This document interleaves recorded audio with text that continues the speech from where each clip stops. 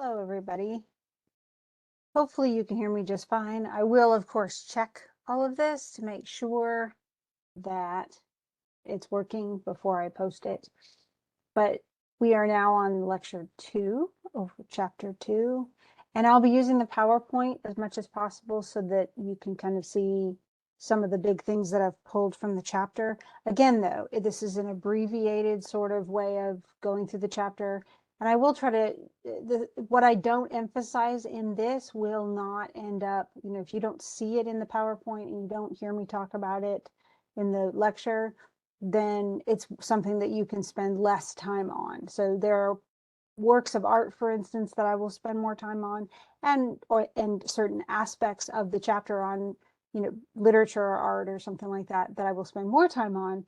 Those are the things that you want to make sure that you look at and use the chapter as you need to. And there may be times when I will flip back to chapter 2 and actually talk about the chapter. And so I have it up here so that I can do so. And that's mainly so that I can use some of the graphics that I don't have over on the other, on the PowerPoint itself. So I'll be flipping back a little bit. Hopefully it will be accessible to all of you and you'll be able to kind of see what's going on. So, but let's go to the Greeks. And the Greek civilization started before quite a bit, I mean, many centuries before the Egyptian civilization kind of became, I guess, part of the Roman Empire. And in fact, the Roman Empire would take over Greece as well. So Romans were not good at inventing things, but they were really good at using the things that other cultures invented to help their empire grow and function really, really successfully and efficiently. That's probably, for them, everything had to be practical. For the Greeks, though, everything didn't. What's interesting, though, about the Greeks, and probably most important about the Greeks, is that the Greeks were not a unified culture. They were not, it's kind of like if you were to talk about the Native Americans of either North or South America, they're not a unified group with all the same language and all the same customs and all the same ideas and all the same, no. They're not at all. Instead, they are a mix of many, many different smaller, essentially what they called city states. It's almost as if you imagine the United States and only the states are not overseen, by a federal government. You can call it the disunited States of America or something like that. If each state governed itself only and even warred with states next to it and put up walls to separate states from each other, only this is at a much smaller scale. So if we look at this map of Greece is, essentially there's this entire group of islands as well as land masses, and these are all part of Greece. And yet all of these parts are not unified parts. The only way that they would ever be unified is at times, there were only 2 times that we know of, they went to war. Once when Persia, which is what is now Turkey today, but Persia attacked Greece, with a bunch of naval vessels. And the Greek city-states banded together so that they could fight together and fight off Persia. And they were successful. And the only other time that happened is when they fought Troy or Ilium, which is actually right here, right? And I can't really mark it, but it's up on it's in Persia as well, but it's where you see the Troas and the white letters, and there's a little river, and then Troy is just maybe 50 miles or so from the coast. And that's where the Trojan War happened. Now we're going to get into that because the Trojan War became like the classic unifying epic. Well, the Iliad and the Odyssey did, of the Greek populations. The other thing that they did when they got together is they would have the Olympic Games. They did actually begin Olympic Games, and the games went on for several centuries anyway. And only men competed in the games. And I think at least at the beginning, there were only 6 categories. I think it rose up to 8 by the end of the Olympic Games. And they would even stop war. Even if city-states were battling each other, they would stop all of that for a while, have the games where they each city-state would send its greatest athletes over and to compete in the javelin throwing and shot put and stuff like that, and racing. And the men competed, it was only men, and the spectators were only men because the men competed in the nude, or gymnos, which is the root of the word gymnasium. And so when you see a gymnasium, just know that means a nakeditorium or something, because it actually is. The Greeks did not have a problem with nudity, as we will see when we get to the sculptures. But the truth is what they shared, even though the Greek city-states often did not get along, they even attacked each other. And at times, we're going to study Athens, and yet at one point, Athens civilization and its democracy pretty much dies because Sparta takes it over, and there is no more real Athenian government anymore. But the truth is even if they warred amongst themselves, they did share a Greek pantheon. All their Greek polytheism was shared by pretty much all of the different city-states, and their language was shared as well. And this language really did unify them in a way that often language doesn't today, but it made it so they had a shared mythology. And these stories were at first passed along orally, and then eventually they would be written down. The Iliad and the Odyssey are of course, two Greek epics, and yet many of the other stories were written down in smaller forms or in plays and in other formats. And eventually they would be retold when we get to the Roman Empire by several Roman poets who would essentially just use the Roman names for the gods. But if you like Greek mythology, this is the chapter for you, because we will deal with probably some pretty well-known Greek stories. If you have no experience with any of this, hopefully you'll at least understand who the gods are and that they each represented different natural forces or times of the year. Seasons were represented, or aspects of our own lives, like we had a god and a goddess of love. We had gods that protected certain trades. We had gods that essentially governed the muses that inspired literature and the arts. So they all had little roles. They weren't, because they were polytheistic, each had a role in life, and they kind of complemented each other, or sometimes they were against each other, as we'll see. But that oral literature, as it was passed along orally for centuries and then eventually written down, was what united these people probably more than anything. Even when they hated each other, they all shared the same past and the same mythology. And that was probably what most inspired them to write what they wrote and to create the art that they did create. A lot of their structure is definitely dictated by their god system. And so that will have an effect on how they view what life is and what life means and what it means to be a great person in your life. And much of it is not what we would necessarily think of today, although some of it does resonate with us today. As far as the early cultures, they're not really pre-Greek because they're still part of the Greek islands, but we have several different early cultures that we're going to cover a little bit of. And the main thing that early Greek art was much more geometric. So a lot of squares and circles and very stylized forms, which is probably closer to the way that the Egyptian art was, where everything was very formalized and nothing was quite realistic. Although these examples in Cycladic culture are very much more minimalist than those of the Egyptian culture that we studied in the first lecture. But there was other art as well. That we don't have a lot of surviving wall art, because if they were painted, for instance, a lot of the paints would have faded. We do, however, have murals, and we have murals that are made out of successive tiles. Romans will take on this artwork as well, and we do have a few surviving frescoes, which are painted on like full walls. And these illustrations can be anything from like this. In the Minoan civilization, this is actually a surviving fresco. And Minoan civilization, though earlier than much of the rest of the Greeks, because we trace them back as far as 2700 BCE, which is about 4,700 years ago, and 23 years ago.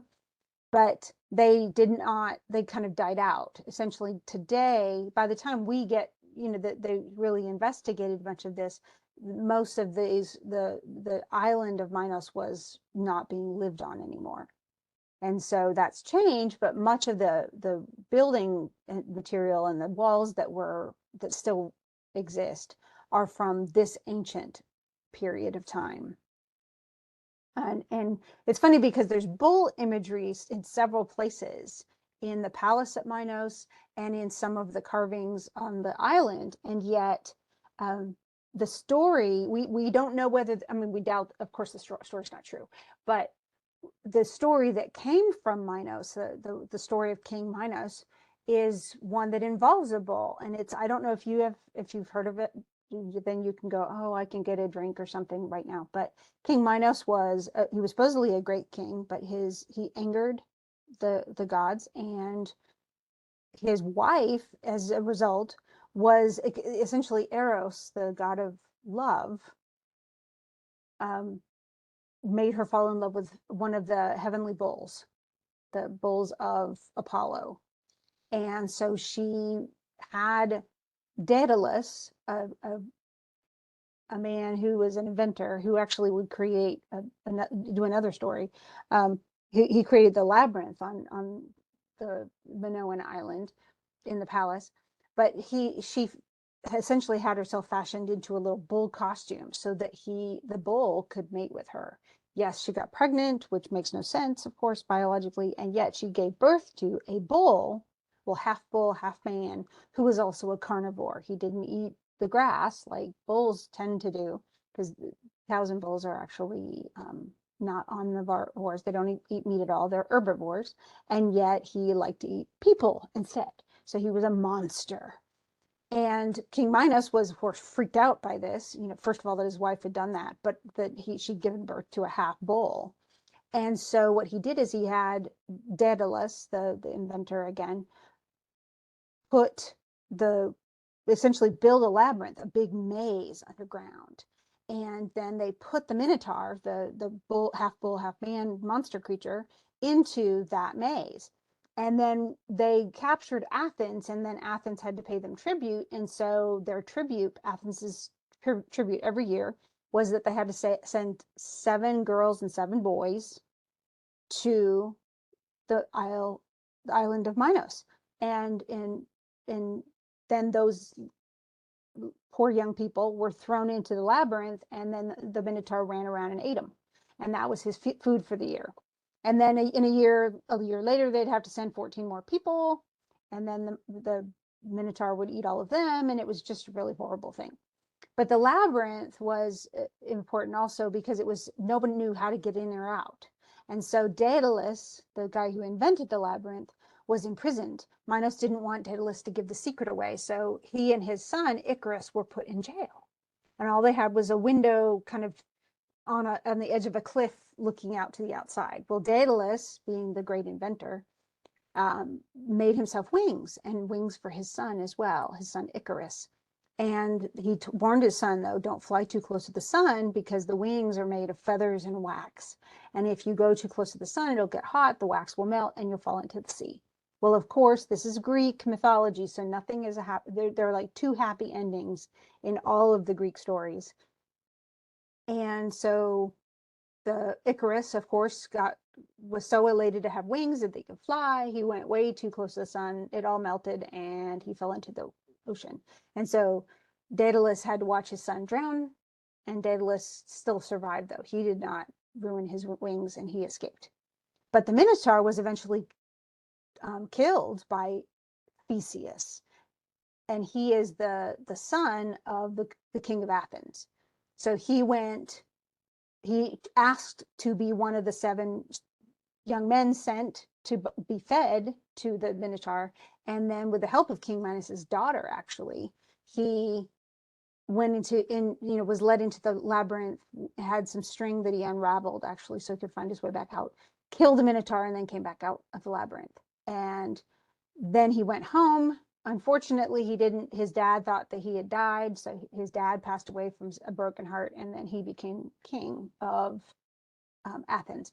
But the minotaur was dead, and I guess that's the most important thing. And yet still this bull imagery is here. Now that's just one tiny little story of Greek mythology. If you are into it, if you like mythology or you have an interest, just let me know. I have books that you could borrow, and you could totally, I mean, the truth is a lot of polytheistic faiths have a lot of these kinds of stories, many of them very dramatic, many of them mythic. It's not a question of whether they're true or not, but they're displaying truths about the way humans act, about they may be expressing how the seasons came to be. There's a lot that goes on with that.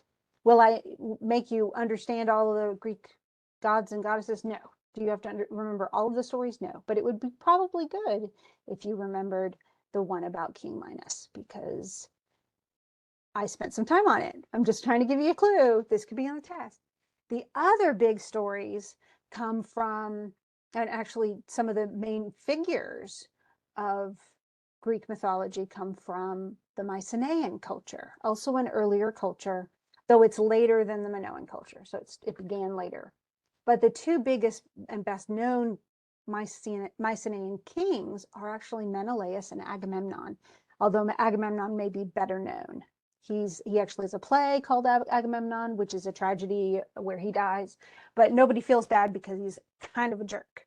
Now, the big reason, what's funny is that a lot of these stories add up to create an overall story. So the Iliad and the Odyssey, which we will talk about, are both about the Trojan War. One is during the Trojan War, and one happens after the Trojan War is over, and Odysseus is trying to get home.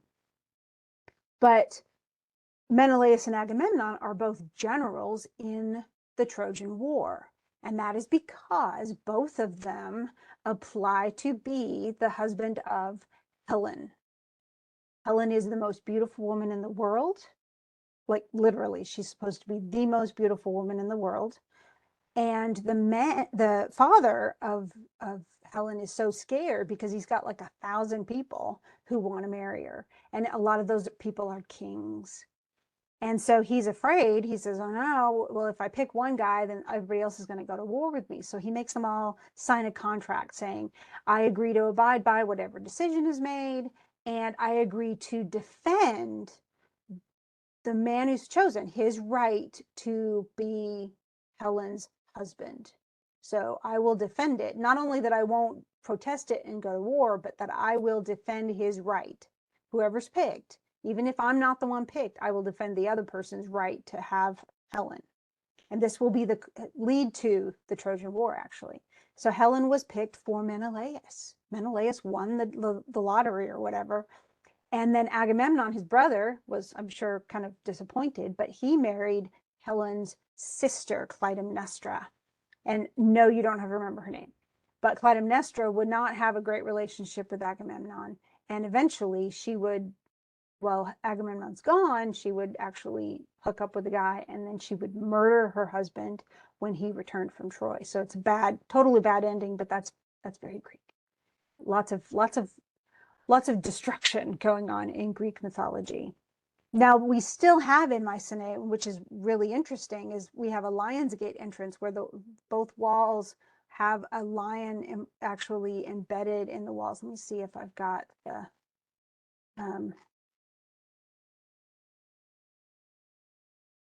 I want to make sure and show you.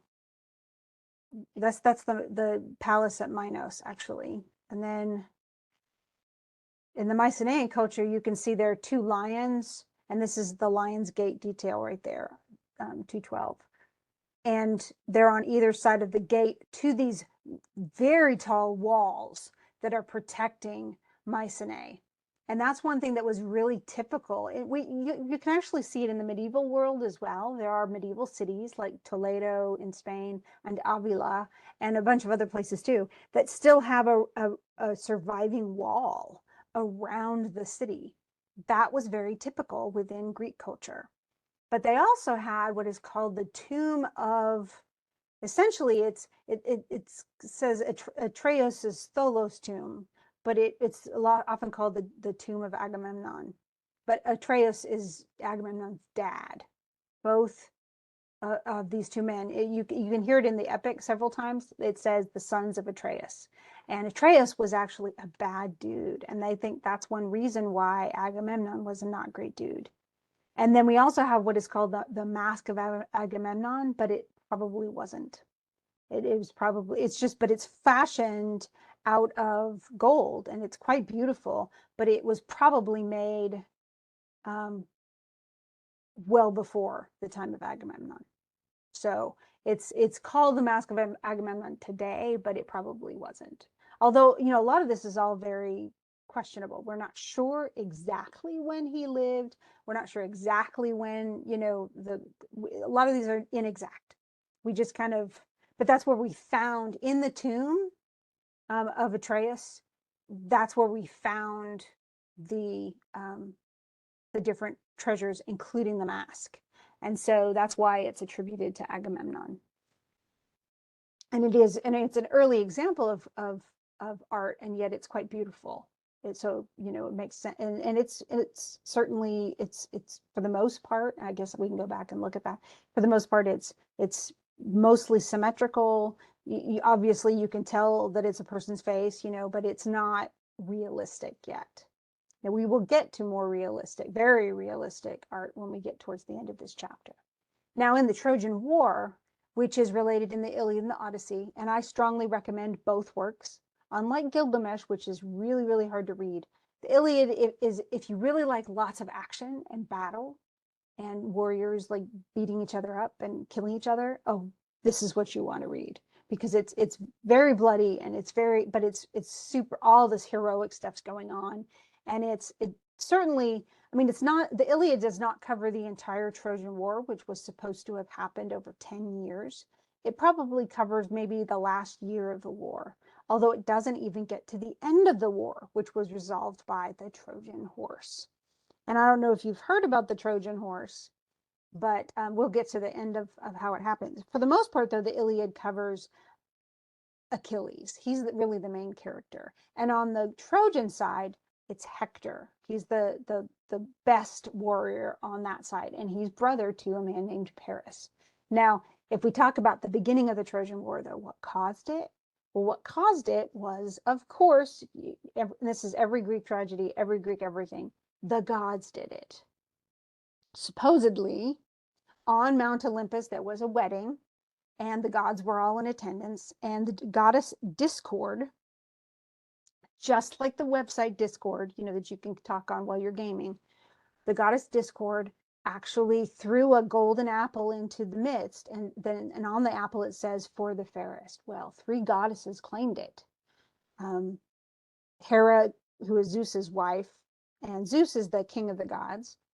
Hera, and I'll make like a little map and next week and put it up there so you guys can kind of do I'll make a note right now to create a map of the gods, or at least find a link so you can see this. And I'll also put in some links to YouTube videos that describe both the Iliad and the Odyssey, and hopefully that will help you all too. So you don't have to read the stories. There's just too much information to you. But maybe if you like the stories, you can go back and read them someday. I strongly suggest that you do. They're both really good. But anyway, so here's this golden apple. Three goddesses want it. Hera, wife of Zeus, and then two of Zeus's daughters, Athena, who's goddess of wisdom and war, and Aphrodite, who is the goddess of love.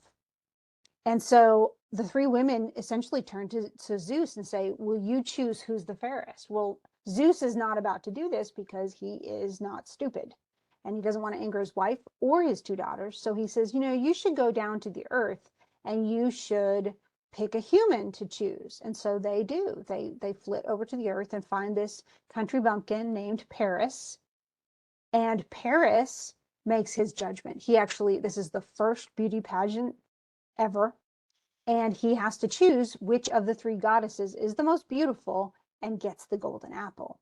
Well, the goddesses aren't content to just be pretty. They instead, each of them try to bribe Paris. Hera offers him, says essentially, you pick me and you will be the greatest king ever. Paris really doesn't want to be king. Athena, goddess of wisdom and war, says, well, if you pick me, then I will help you become the greatest general ever. But Paris is not really a fighter either. And even though he ends up in the Trojan War, he hardly ever fights. He mostly shoots arrows from a distance. He's kind of a weenie. But the last person, Aphrodite, the goddess of love, says, if you pick me, then I will give you the most beautiful woman in the world. And he picks Aphrodite. And so Aphrodite is given the golden apple. The other two goddesses hate Paris from that point on. And Paris is led by Aphrodite to Crete, where he meets Menelaus and his wife Helen. Menelaus, uses hospitality, feeds the guy, gives him a place to stay. And in the middle of the night, the guy steals away Helen and takes her to his dad's place in Troy. Turns out he is the son of King Priam, who is the king of Troy.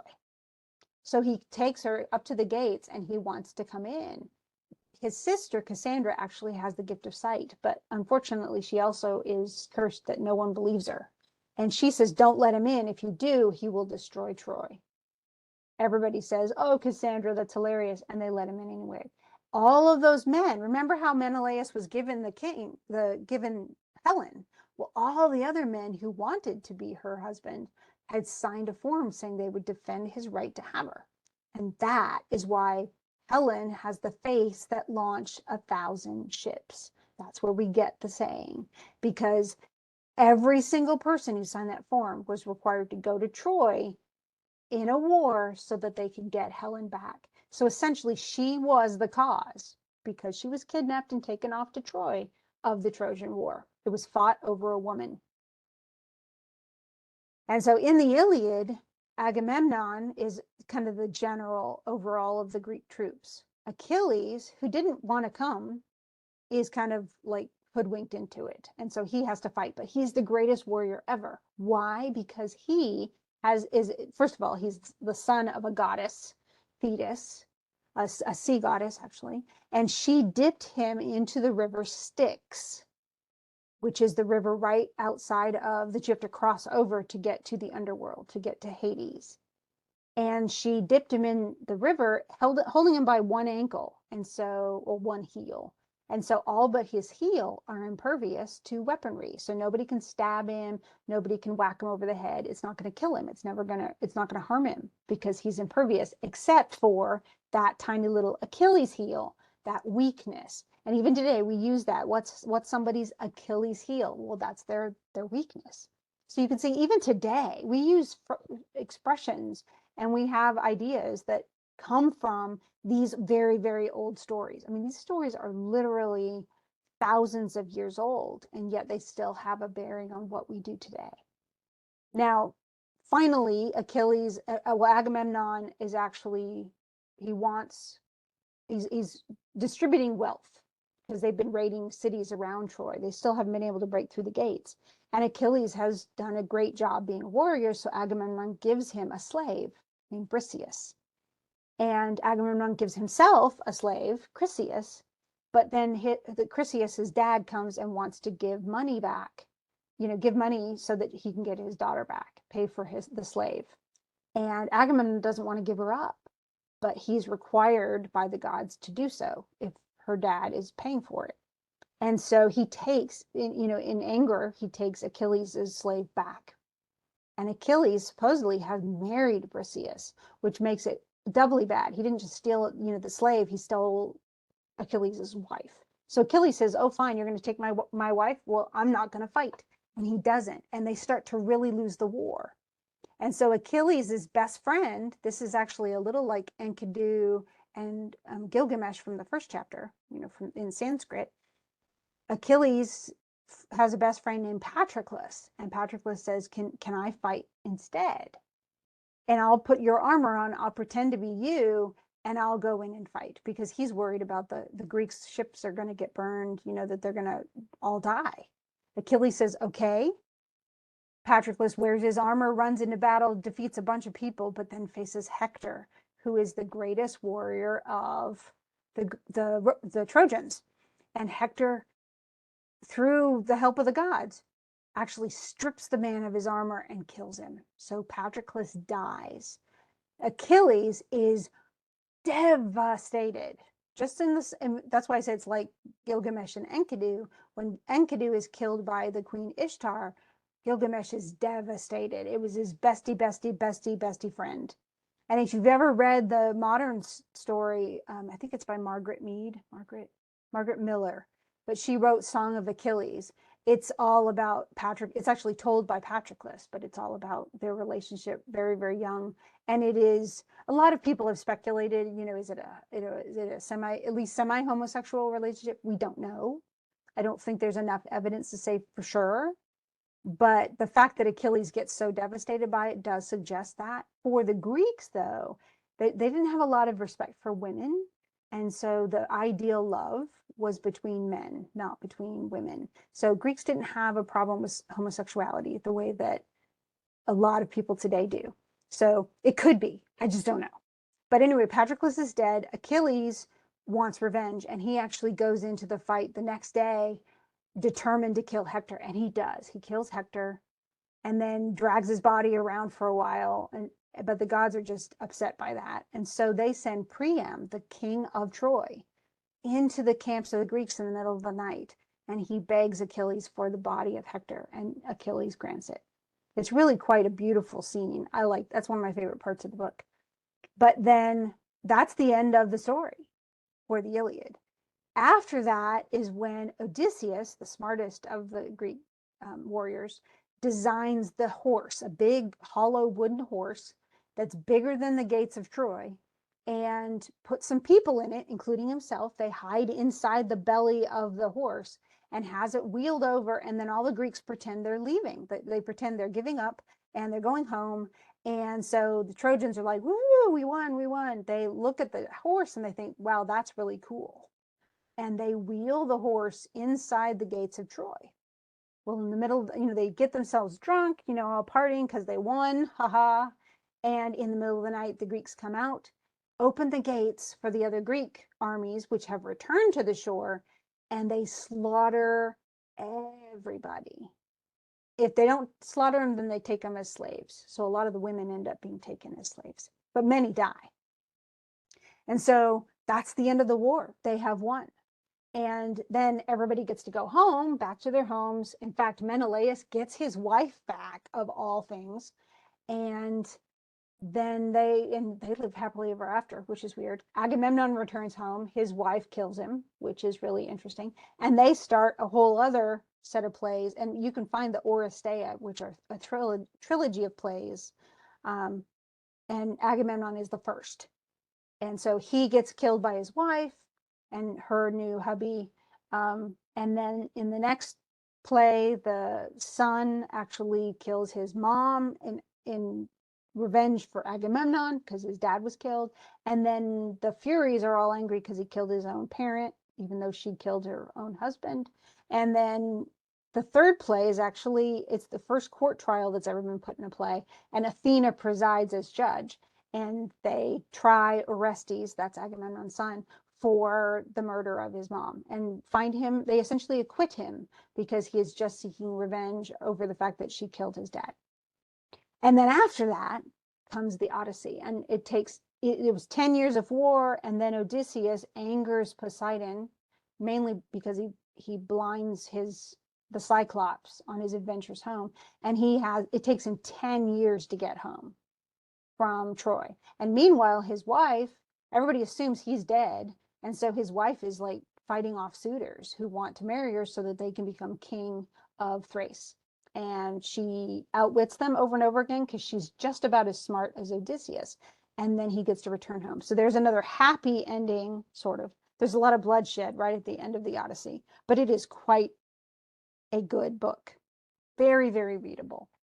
But I'll make sure and put in some videos that cover these two, the Iliad and the Odyssey, and if I can find one on the Judgment of Paris, I'll put that into, but definitely Gilgamesh. And then I have another one that I'll put into of a Roman epic that we're going to get to in chapter 3. So hopefully that will help you guys kind of clarify all of that. Now, at the same time that they were writing all of this literature, this literature was passed along orally. A lot of people couldn't read. Most women couldn't read at all. The women were not typically educated. But the men, even if they could read, they still would listen to this poem more than they would read it. And it was a very long poem, and yet poets had it memorized. They would literally memorize the poem, even if they didn't read. They would be taught the poem orally by another poet, and then they would chant it aloud. We're not sure exactly what it sounded like or what either of these did, but we figure it was some kind of, it's probably similar to some of the religious chants that you can still hear recordings of today. We don't know if it was even done with a musical instrument, with a lyre or something like that, but it certainly could have been. In Greek architecture, Greeks, and this is going to be the same for art, this is the number one thing to remember, is that they are very much stuck to what the ideal of something is. So if there was a culture way back when that would use Photoshop, it would have been the Greeks. They didn't believe in making people like extreme. Like they wouldn't have made people like super skinny or with really big chests and really big bums and like a tiny little waist. They felt that that was out of proportion. Proportion was everything, and their proportions were mathematically precise. So every temple that they had, if it was a certain size, it would have this many pillars, and it would be a certain number of pillars with a ratio to another set of pillars. And this ratio remained consistent. If you look at the rectangles over on the right-hand side, you're going to see that the bigger things got, the more pillars they put up. And those pillars were really to hold up the roof. The pillars were all made of stone or granite. The roofs were made of wood. And so even today, if you go and look at the Acropolis and you're looking at the Parthenon and other old Greek temples, most of them don't have roofs anymore. But the wood roof had to be replaced. That's why they're gone. The pillars, though, still stand.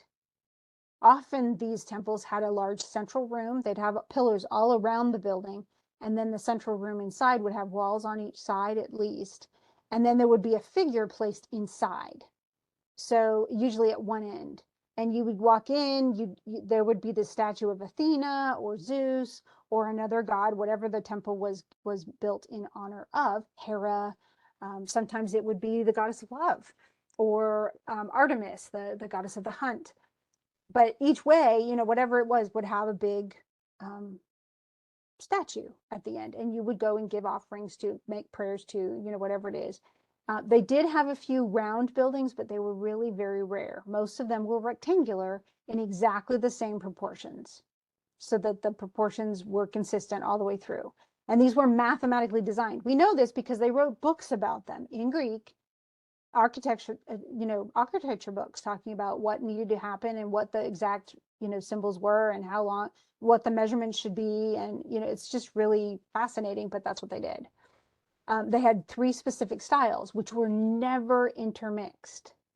Although when we got to Rome played with all of them. In fact, when we get to the Colosseum in Rome, the Colosseum uses all 3 styles of Greek architectural orders, which is fascinating to me. But the Greeks would have just been horrified by that, because no, you keep simple or medium or super ornate. You don't do one or the other. You don't, and all the cornices, the cornice would match the pillars themselves would match, everything would go together. And so, and probably the Doric, we think, was the oldest style, and then the Ionic was developed, and then the Corinthian was the most elaborate. But all 3 styles were used by the Romans as well, when they built many different things, many different structures, both within Rome and around the empire. So, but these are, well, you need to know them. It would be good if you knew the 3 orders. And what they were. It would be good too to know that the Doric was the simplest.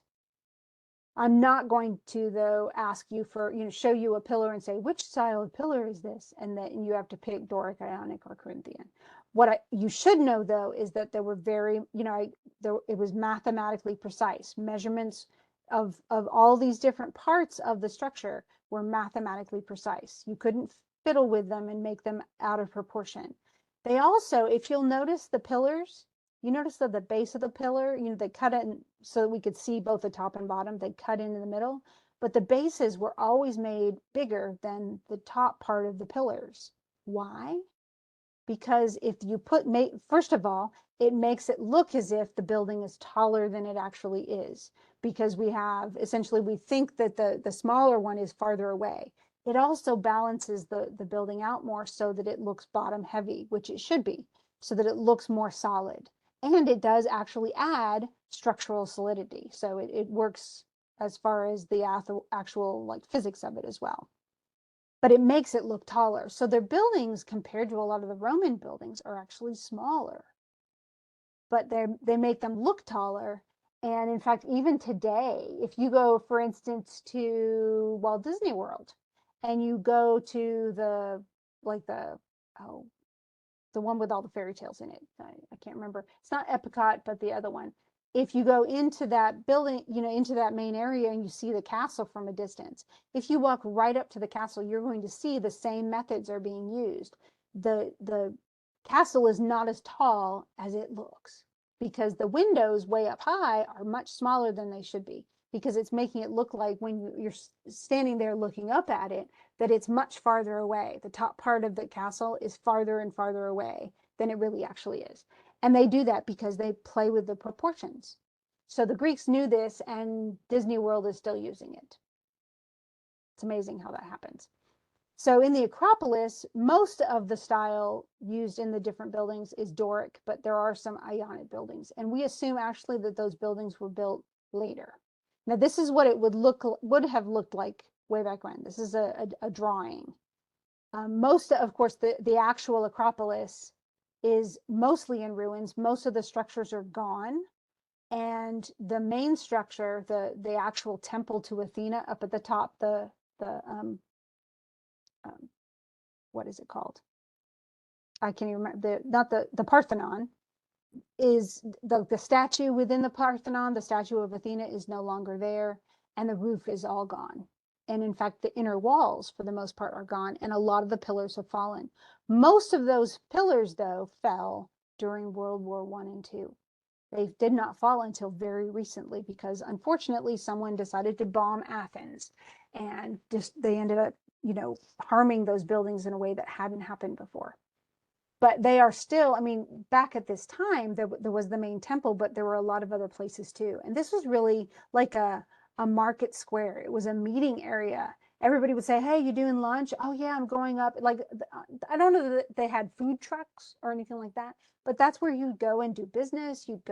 Yes, you could go to the temple, so it could be religious, but you could also go, it's like a social area where people would go and hang out every day. And it is on a mountain set right in the middle of Athens.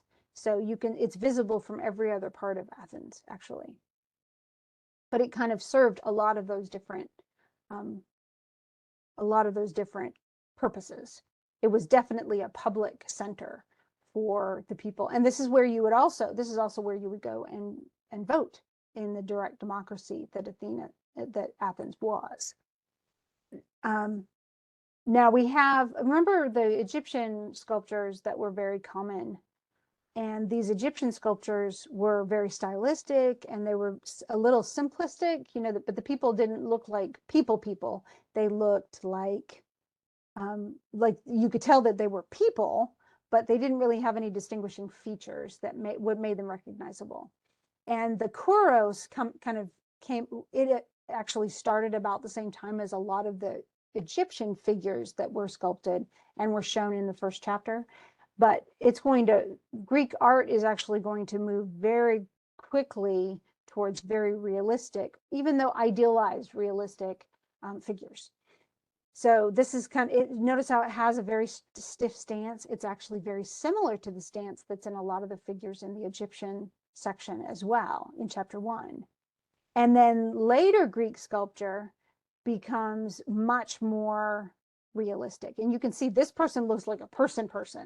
It doesn't look like a figure that could be anybody. It looks like it could be a real person, only in granite. Now, what's funny though is Greeks, for the most part, did most of their sculpting in bronze. Whenever a war would happen though, they'd melt down the bronze to make weapons. So the reason we know as much as we do about Greek sculpture is because the Romans studied it, and they also replicated it. They made marble statues that were copies of the Greek bronze statues. And so most of the statues that we study today that were Greek in origin are actually Roman copies of Greek sculptures, because the Greek ones were melted down, which is unfortunate. I would love to have seen them in both. But bronze also actually doesn't resist the weathering as much as marble does, and either. So but the copies, thank goodness, still exist. Now, what's interesting about the copies, though, what's interesting about Greek sculpture is that remember I said everything's in proportion with architecture? Well, the same thing holds for art. You'll notice I put the little measurement icon next to this Greek sculpture, and it essentially says, look, so there are 8 parts to a human being, and the head must be exactly 1/8 of the entire body. So if the body is 7 lengths, then the one more length would be the head. If you make it too big, the head's going to be too big and it's going to look weird. If they make the head too small, and the head's going to be, it's going to look weird. So they don't want anything to look weird, nothing out of proportion. And what that means, though, is that there were no real fat, of course, models, but there were no real skinny ones either. The men tended to be very muscular compared to the women, and yet both were still idealistic. They were still idealized. Everything was proportionate. Everything, people looked very natural. The forms were perfect. And it was meant to be that because most of their subjects were either heroes like Achilles or Odysseus, or they were gods like Zeus or Apollo or something like that. In fact, this figure right here, we're not sure exactly who he is, but many people think that that's the god Apollo. But no matter what, of course, you're going to make the gods and goddesses idealized. And why would you make Achilles look weird? No, make him look perfect. So that's why I said that they probably would have used Photoshop, because they would have made it so that everything was in perfect proportion. Not that anybody was super skinny, but everyone was in this perfect proportion size-wise. So, and that went with hands, veins, musculature, tendons, everything. No arms were too long, nothing. Everything had to be in that proportion. And it was a little idealized, yes. So nobody looks like this, but well, very few people do. As far as Greek music, they also, we don't know what they played exactly. We don't have any musical instrumentation that tells us kind of what the tunes were. So I cannot play like real Greek music for you, ancient Greek music for you. What we do know, and this is from actual written books about it, we know what, and some of the surviving instruments, we know kind of what they used, like what types of instruments they used. Probably the most common was the lute, and then the harp or the lyre. They didn't call it the harp, they called it the lyre. And they did have an octave scale, the octave scale that we still use today, the A, B, C, D, E, F, G. Well, they had that as well. And they absolutely, they invented, the intervals, the fourth, the fifth, a third, that type of stuff. But we think, and we don't really know how complex the music was. We just don't know. We have some surviving poetry that we think was sung, so like the lyrics of songs, but we don't have any notation. There was no musical notation at the time. In fact, we won't have musical notation until we get to the 15th century. So, and that's when we start to know what are the musical, and we don't even have staff lines at first, but then eventually we get those too at the very, very end of the medieval period. So we don't really know. If you ask me, well, what does it sound like? I don't know. I've none of us know. We can pretend we know, oh, it's probably sounded like this, but we really don't know. We do, however, have a much better idea of what Greek theater was like, mainly because we have so many written plays that have survived.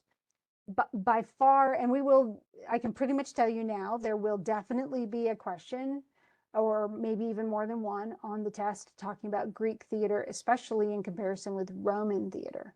Both of them had outdoor theaters like this one that's shown. The Greek theater tended to be shallower, like it wasn't as deep. The sides were not as steep, and yet all the plays pretty much happened during the day because that's when sunlight was there. They didn't have the lighting that could make it so that you'd be able to see the stage easily way back when.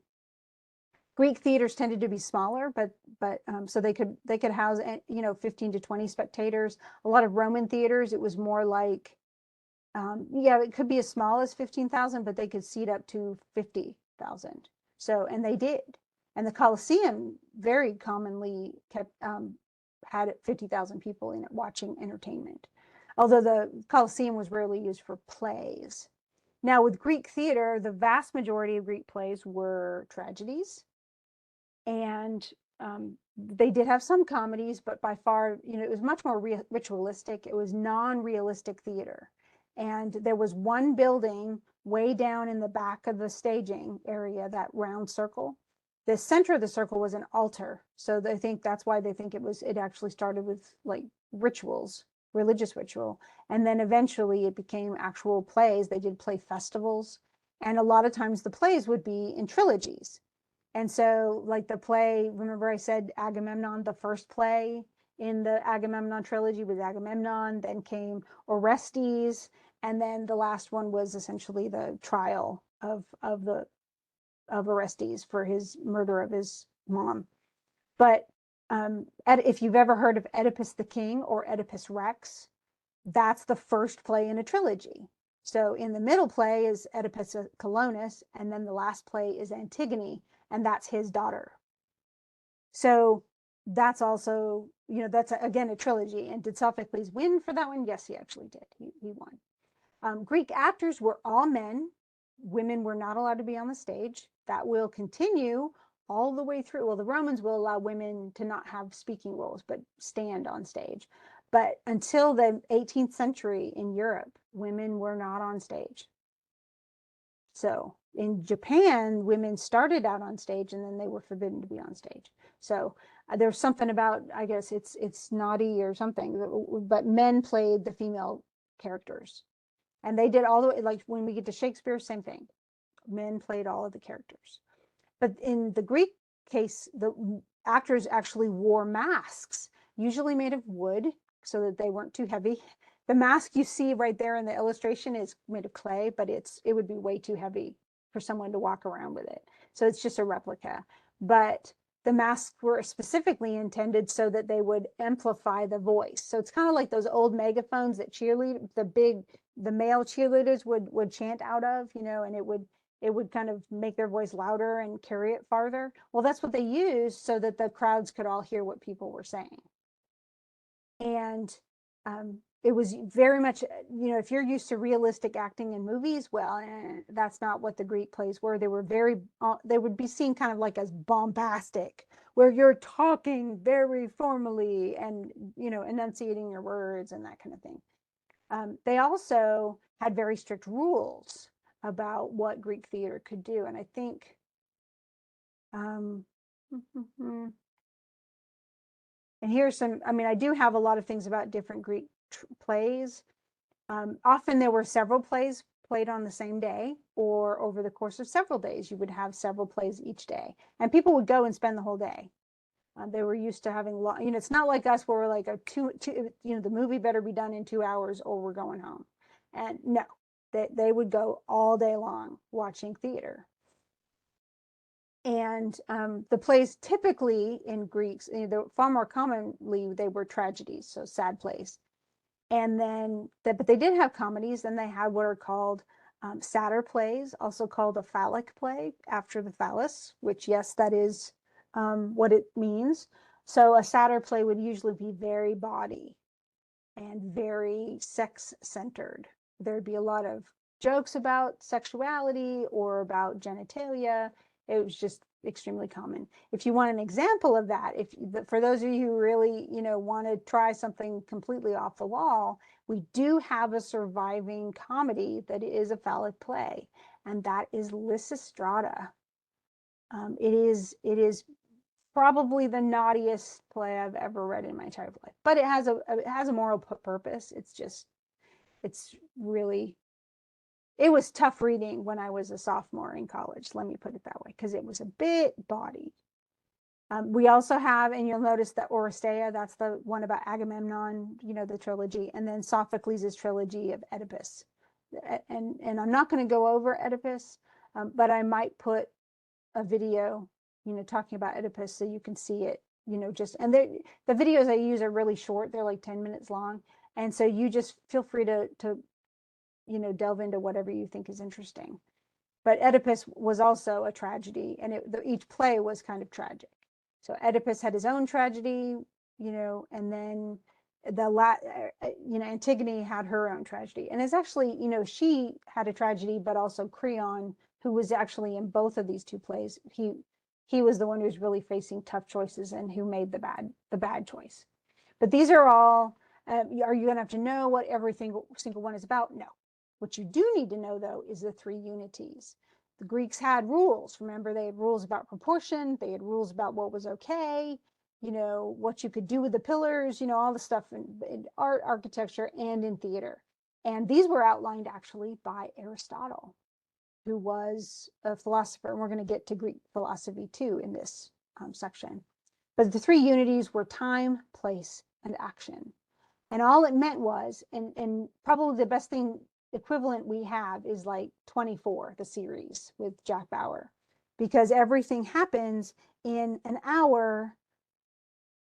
Every hour of the show happened in an actual hour, and all of those hours added up to 24 hours of actual time. So supposedly everything that happened to Jack Bauer in a season happened in one day. Well, for the unities, essentially the rule of time said that everything had to happen in the same amount of time that the play took, or at most had to happen within that day. And then, so you couldn't have something in that, one scene, and then the next scene says 8 years later. No. Not in a Greek play, you can't. Everything had to happen in that day, at the very least. If not, within an hour and a half time period, however long it took for the play to happen. You couldn't have time go past like that. Now, the Oedipus the king, for instance, he finds out, essentially he's a sleuth. He's trying to figure out who killed Laius, the former king. And you go through all these witnesses and everything, and you find out the truth by the end. Well, he does, and it's horrifying. But it all happens within about the span of 2 hours. And that's that unity. So you can't just skip time over and over again. You can't have somebody who's young at the beginning of the play and he's an old man at the end of the play. No. Not for Greeks. They had rules. And the other one is place. So all it means is all the action has to happen in one place. You're not switching scenes like, movies do it all the time. Mission Impossible will go to Cairo, and then it will go over to the United States, and then it will go to South America. That is not allowed for the Greeks. You can't even go from one palace to another palace. Everything in Oedipus the king, for instance, happens on the steps of the palace in Thebes. Every scene. That's the rule. You can't switch sets. And then all of the action, there's no subplots. Everything has one plot. Everything's pushing towards the same end. And so it's not like in soap operas, they do that whole, well, so-and-so has this relationship, and then they have this side relationship, and then there's this other No. One event, one continuation of one arc of a story. That's all. So those sidebars, no. It's kind of like, if you were to watch a drama today, only nobody has any relationships. They're just trying to, if they're in the ER, they're just trying to save the patient. And they're not even saving 3 patients, in different parts of it. They're saving one single patient in the time that it takes for that show to happen. So in 1 hour, you're going to save one patient. And that's the rule. And so it's a way of unifying the action. Now they get around it by, for instance, with Sophocles in the Oedipus cycle, Oedipus the king, Oedipus Rex happens, and then some time passes between that play and the next play, Oedipus at Colonus. And then he eventually enters the doorway to the underworld at the end of that play. Then the third play, Antigone, Antigone was a child in the first play, but now she's an adult in the last play. So you can skip time in between the plays, but the play itself has to happen in real time. Hope that makes sense. If it doesn't, please put that in your questions to me when you write your journal, okay? So the unities are rules for the Greeks. Now, they're not rules anywhere else, but for the Greeks, they actually are rules. The Romans are going to play around with that when they make their own theatrical productions. And we have surviving Roman plays as well. So, you know, that's the way it goes. Now, as far as Greek philosophy, the main figures you're going to need to remember are Socrates, Plato, and Aristotle. And it is probably good for you to take notes, you know, because I will ask specific questions about these three people. They were all teachers of each other. So Socrates was the teacher of Plato. Plato was his student, and then Plato became the teacher of Aristotle. And Aristotle was actually the teacher of Pericles, who was a well-known statesman. There's actually a Shakespearean play about Pericles, who was also in Athens. All four of these people are Athenian. So this is one single city-state. It was also the first direct democracy that we know of in the world. And so sort of a direct democracy, all men who were Athenian citizens who owned land and were over 18 could vote. So women, no. Non-citizens, no. If you didn't own land, no, you couldn't vote. But if you were male and an Athenian citizen and you owned land, you would vote on every law. They didn't have a representative government. They were small enough. They were just a city, after all, that when there was a vote for something, all of the men who owned land and who had, you know, were citizens would go up to the Acropolis and vote on every measure. So there wasn't really a government. It was a government of the people, not a representative government like what we have today. What's funny though, you know, we're thinking, okay, well, women couldn't vote, and, you know, people who didn't own land couldn't vote, you know, slaves obviously couldn't vote, non-citizens couldn't vote. Well, in this country, non-citizens cannot vote still. And yet, of course, women can vote, and you can vote whether you own something or not. But when we started with the actual United States Constitution and with the beginnings of our country, the United States only allowed men who were American citizens and who owned land to vote. If you didn't own land back then, you could not vote. You had to be a property owner. And so a vast majority of the Americans living in the United States could not vote. And women could not vote until 1920. Women could vote in England in, I think, 1902, but not until they could own property, because women could not legally own property in most countries as well until the very early 20th century. And so that was actually what kept them from suffrage, what kept them from being able to vote, is they were not even allowed to own property. So since only property owners, even at that point, could vote, they had to get the right to own property first. So I guess, you know, the Greek democracy wasn't that far off, really. It's just what we know today. The fact that my kids, for instance, are both old enough to vote, and they can vote even though they own no property, is really important. So we've come a bit of a ways anyway. But Socrates was the first of the three that we're going to talk about. Socrates we know probably more about him though than anybody else, because Plato, he didn't write anything himself. Socrates did not. But Plato wrote down whole dialogues of Socrates talking to and teaching his students. And Socrates didn't teach like I'm teaching now, where he lectured and he talked about this, talked about that. Instead, he used what is called Socratic questioning, where he would ask you questions. And eventually, through your answers, those would lead to other questions and other questions and other questions. And eventually you would realize either the flaw in your thinking, or you'd realize where the root of your thinking was and be able to answer a question. So it was really adept. He was a very intelligent man. And we still use Socratic questioning today. We use what are called dialogic classrooms, where students are encouraged to discuss things rather than be lectured at. And so it's a style I really like and I use in most of my classes, but not in humanities typically, mainly because there's so much I need to be clarifying and it's harder. Students don't even know what to ask, let alone, they're still trying to figure out the chapters. So, but it is very effective in studying literature and for upper levels, once you get to a master's or a PhD, a lot of Socratic questioning is common because the students are as adept scholars as the teachers are. So unfortunately, though, his questions made a lot of people uncomfortable. And towards the end of his life, and this was also covered by Plato in his Apology, he was tried for, quote, corrupting the youth of Athens, and he was found to be guilty and sentenced to death. He drank hemlock, and that's actually this scene right here. That's the painting is of Socrates kind of orating the last of it as one of his students, probably very sad, turns away, but passes him a cup. And that cup is no doubt the hemlock that killed him. So, but to the last, I mean, his speech on his own death was really fascinating.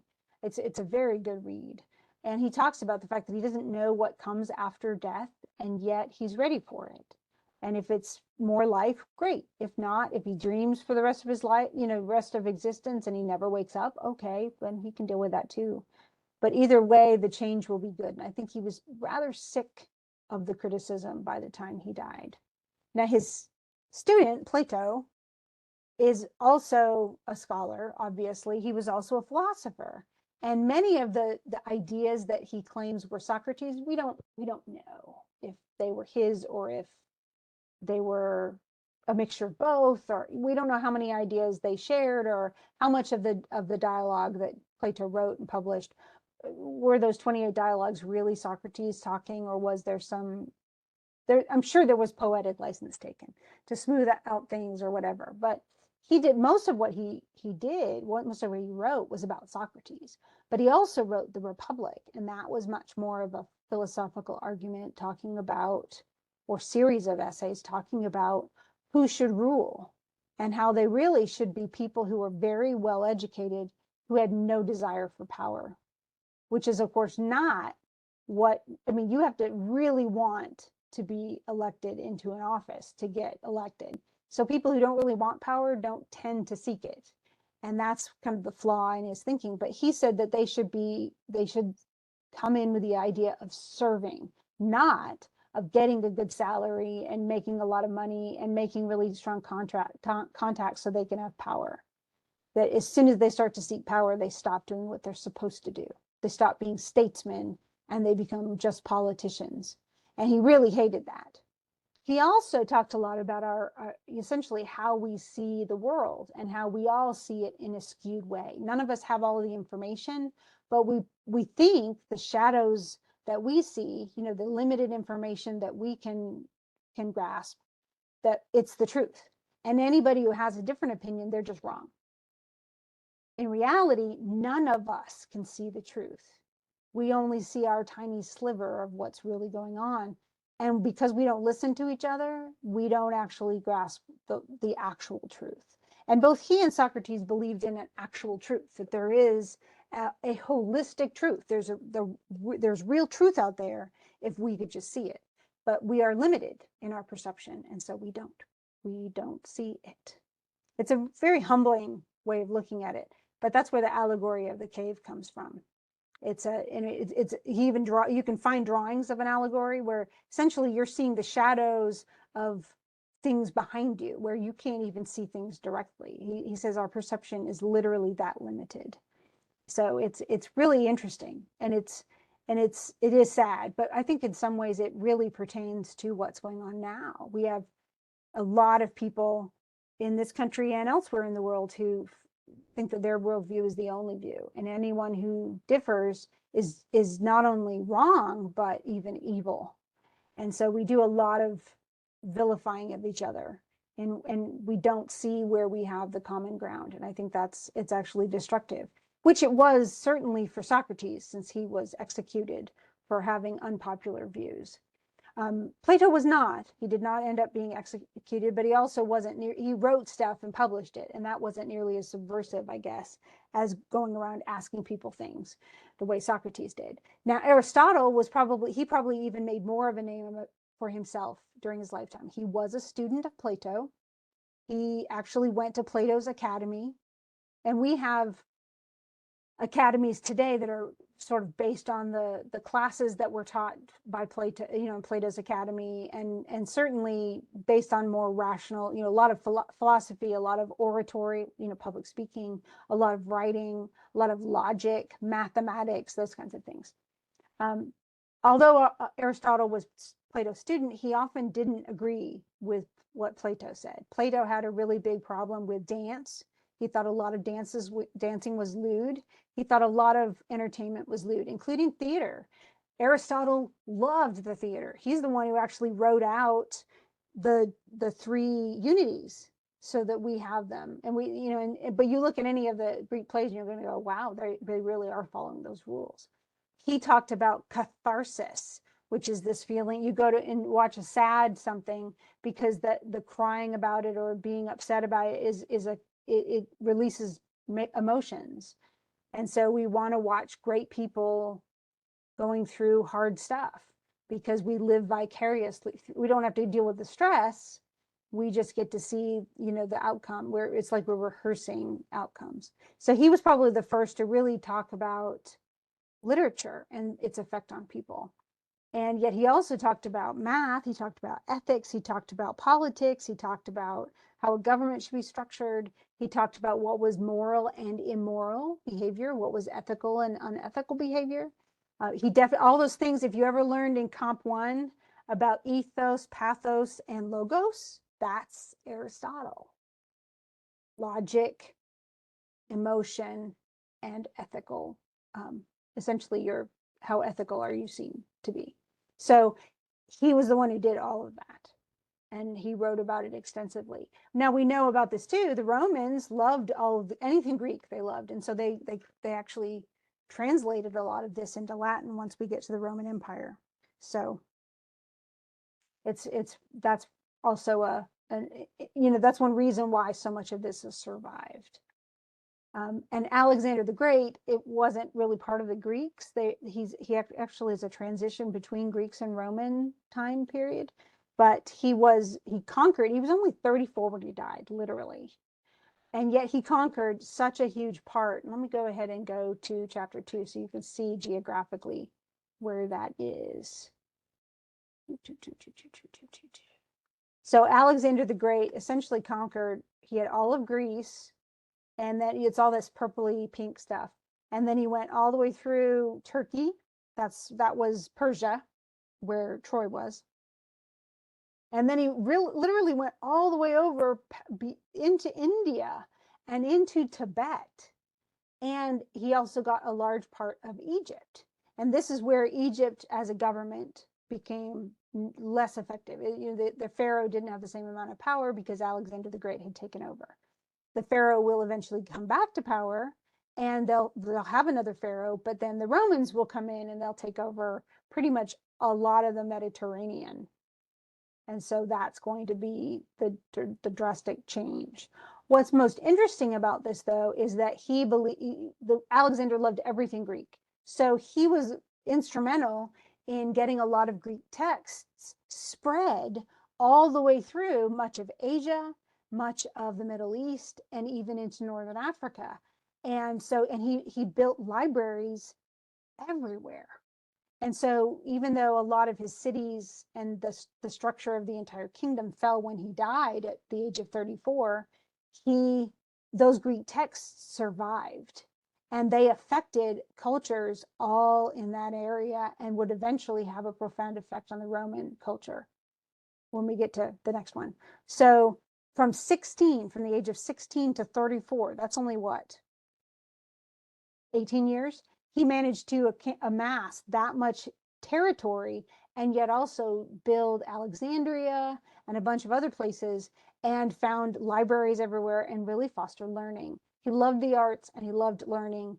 And so a lot of, I mean, he fostered a lot of sculptures that still survive, a lot of buildings in the Greek style that still survive, all of them with tremendous artwork done. This is, of course, a much different, I mean, you can see from this particular statue that this is a very, I mean, the proportions are similar to the Greek proportions, but it's a far more dramatic sculpture.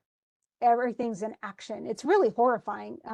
The woman, it's actually a man and his wife, and they're committing suicide, which is horrifying. And yet he's doing it what will eventually become sort of the Roman way, where they Romans would run on their sword. That was how the male warriors committed suicide, to protect their honor or whatever.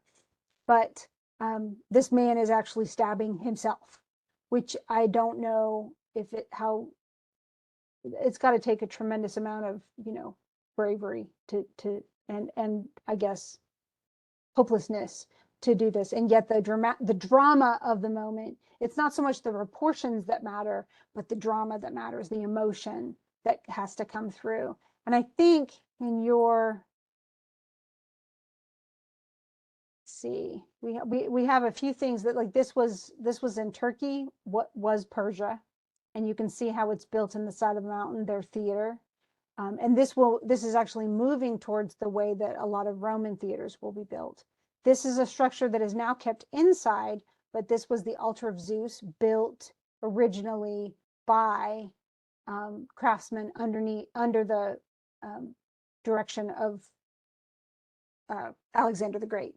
In fact, a lot of the people in the frescoes on the outside, in the relief sculptures, are his family members, and the other ones are gods and goddesses. So, and a lot of those you can actually visit these. They're in Germany today, but they were taken from Turkey.